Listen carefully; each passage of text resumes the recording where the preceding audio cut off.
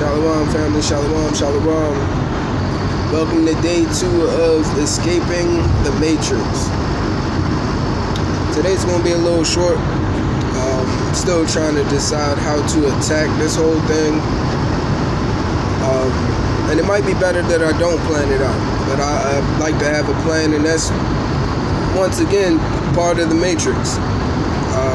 We always want to control everything, have everything in order, know how we're going to attack it, this, that, and the third. And sometimes you just got to let it fly, you know what I'm saying? But the main thing that I wanted to tell you guys today is understanding that there's levels to this, you know what I'm saying? Different people are at different levels. A lot of times, when you really break it down, you can look at life a lot like GTA. Okay, we're different characters, we're different people logged into this game called life, and we're all at different levels, we're all at different places. So when discussing certain things or trying to show the way out, you feel what I'm saying, be mindful of that. Everybody might not be at the level that you're at, you feel what I'm saying? On a lot of the different apps where you have people discussing being woke, being Christian, being an Israelite, you know what I'm saying, this, that, and the third. See a lot of disagreements, and a lot of times, I feel like people just don't respect that you might not be where I'm at.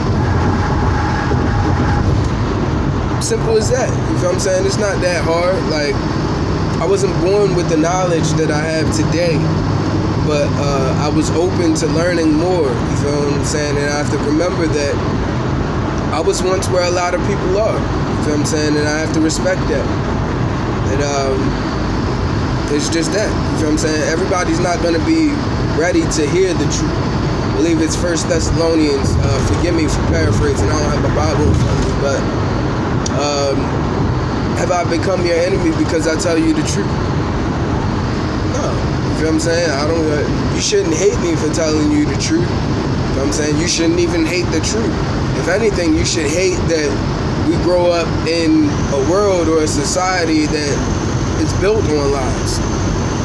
You feel what I'm saying? So it's tough, man. It's tough. But like I said, we're in a big-ass game.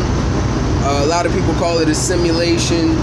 I call it the Matrix, this, that, and the third. It's not that it's not physically there. You feel what I'm saying? It's physically there. We're going through it. We're dealing with it. You feel what I'm saying? This, that, and the third. But it's a way out. There is a way out. You feel what I'm saying? And not physically out, but just to get through this whole thing. To not have to deal with the crap that society brings with it. You feel what I'm saying? And that's what this is going to be about. That's what I'm going to help you guys get through. I'm going to show you the correlations between the Bible and life. You feel what I'm saying? And how we're called to be. Because nobody, at least nobody yet, I've seen certain people have this part and certain people have this part. Like, two of the people that I follow currently, and who I think have a good grasp on opposite ends of the spectrum. Pastor Stephen Darby, if you get a chance and you haven't already, and I've said it in a lot of videos, check out Stephen Darby Ministries on YouTube. It's a wonderful channel. Rest in peace to Pastor Darby. He passed away a couple years ago. But as far as the spiritual aspect and understanding the Bible and how it correlates with life, Pastor Darby was on point. He was on point, and I give him that. And I thank him for speaking out and doing everything that he did to help spread the truth and to awaken so many people on the spiritual aspect of it. Now, you take his spiritual aspect of it and you add it with the physical aspect of Pastor Dow. He's another one you can find on YouTube. It's Pastor Dow on YouTube. He has the physical aspect of it as far as living set apart. You know what I'm saying? Having land and growing your own food and being self-sufficient, not relying on the system at all. If you go through his videos and you just look at his land and how he's built up his community, he said when they first started out, like a lot of us now, They bought I want to say about 90% of their items from Walmart. You know what I'm saying? Actually had to go to the store to purchase things and like that.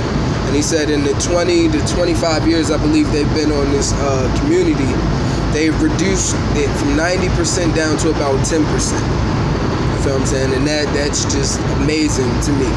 You feel me? So we got to be able to put these two aspects of life together, you feel what I'm saying, to achieve escaping the matrix. You feel what I'm saying? It's understanding that you can't be woke without referring back to the Bible, to be honest with you. I had a friend, we had a disagreement. She said, you can't be woke and try and follow Christ. I'm like, yo, being woke is following Christ. Like, you crazy. How you even fix your mouth to say? But that's what a lot of people don't get. Like, you can, but it's like, this is another thing that I tell a lot of people. On my journey, when I had that aha moment and when the light bulb finally turned on for me, it was like I had two pieces of paper. I had one piece of paper that I had a whole bunch of random dots on it. And then I had another piece of paper that had a squiggly type line deal on it. You feel what I'm saying? And you can't make it out. But what you don't understand is one paper being woke, one paper being finding the Most High, finding God, understanding what the Bible's really talking about. When you take those two pieces of paper and you set them on top of each other, it makes a map. It shows you the way to go. See, a lot of people don't get that. They're like, oh, I'm woke. I don't gotta believe in the Bible. I this, that, and the third. I understand. You can't fully understand anything until you understand the Most High. You feel what I'm saying? Until you understand God, Christ. You feel what I'm saying? Until you understand what He really came here for. He came to fulfill the law. He came to do the law, to be the law. He didn't come to do away with it. And that's the problem I have with Christianity. You feel what I'm saying? They tell you, and we are saved by faith through grace. But what is faith? But belief. And what is belief? Listening. Perfect example. You will have faith or believe in your parents when they tell you, don't touch that stove, it's hot. So you're going to listen. Now, for about 95% of us, we're not going to listen, which the Most High already knows. So you're going to touch the stove anyway. But it's His grace, it's His mercy that allows you to touch that stove, burn your hand, learn that, wow, Papa was right. It's hot. I shouldn't touch it. And then after that, you listen. You don't touch it again. But we don't recognize sin the same way. You feel what I'm saying? So a lot of us end up falling into perpetual sin. And that's why we are where we are today. Like I said, you have to combine at least two things. I'll say being woke, three things really. Being woke, parts of Christianity, and being an Israelite. You have to combine them to understand the full journey. You feel what I'm saying? But we'll get there. We'll get there. This video went on a little bit longer than I wanted it to, but I had to get something out for you guys today. I love you guys. Continue to stay safe, be vigilant, and y'all blessed. Shalom.